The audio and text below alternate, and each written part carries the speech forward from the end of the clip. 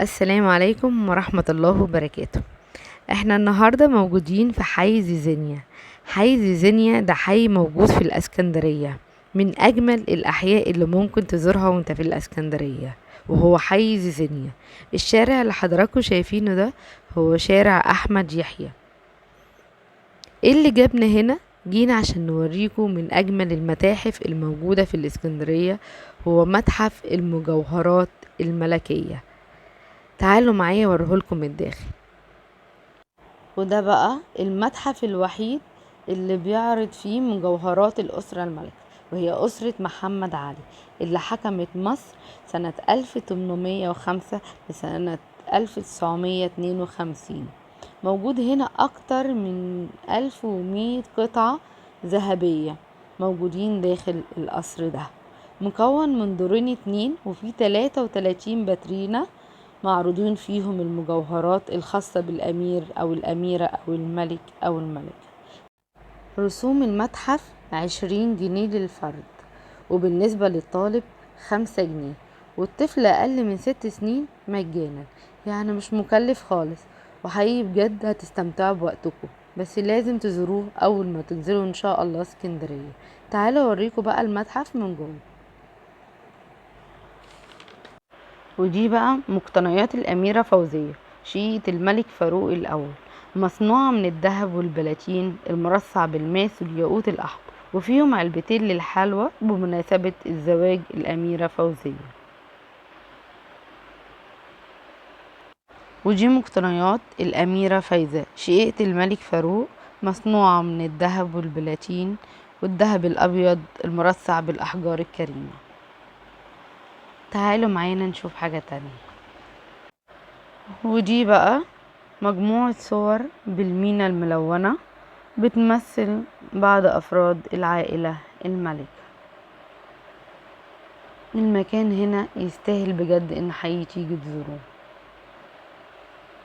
الشطرنج ده حقيقي تحفة، قعدت اتفرج عليه. الشطرنج ده مصنوع من الذهب والماس، أهدية للملك فاروق من ولي عهد إيران بمناسبة زواجه من الأميرة فوزية. ودي مجموعة من مقتنيات الملك فاروق، مصنوعة من الذهب والبلاتين الأبيض وخشب الصندل ده.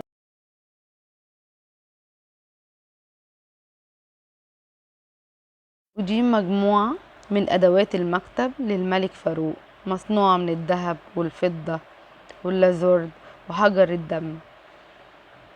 وده بردك الفيل من ضمن أدوات المكتب، ومصنوع من العاج والذهب والفضة. ودي مجموعة حلي لمقتنيات الملكة فريدة.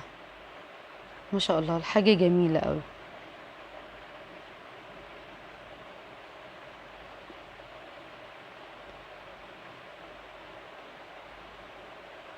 ودوت للملكة فريدة من الذهب الأبيض والبلاتين ومرصع بالماس. والطقم ده حقيقي بجد خرافي.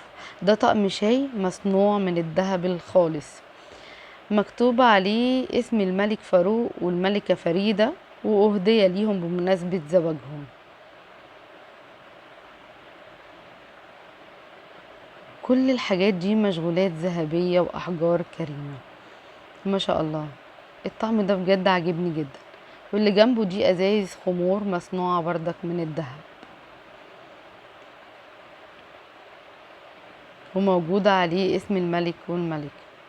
ودي صواني من الذهب، وست أطباق برضو من الذهب بتحمل اسم الأمير محمد علي توفيق ومرصع بالماس. الممر اللي حضراتكم شايفينه ده ممر من الزجاج، ومعمول داخل حمام. أيوة ده حمام، والأرضيات دي كلها معمولة من قشرة الذهب. عاملين الممر الزجاجي ده عشان يحموا الأرض، عشان موجود فيها قشرة ذهب. تقدر حضراتكم دلوقتي تخشوا وتشوفوه بتعدوا من على الممر ده. حقيقي بجد من أجمل الحمامات بصراحة. يعني اسكندرية فيها أماكن كتير حلوة يستاهل ان انت تروحها وتشوفها وتعرف ايه الموجود في بلدك. مصر جميلة، مصر تتحب. اشوفكم في مكان تاني ان شاء الله، هتوحشوني. باي باي.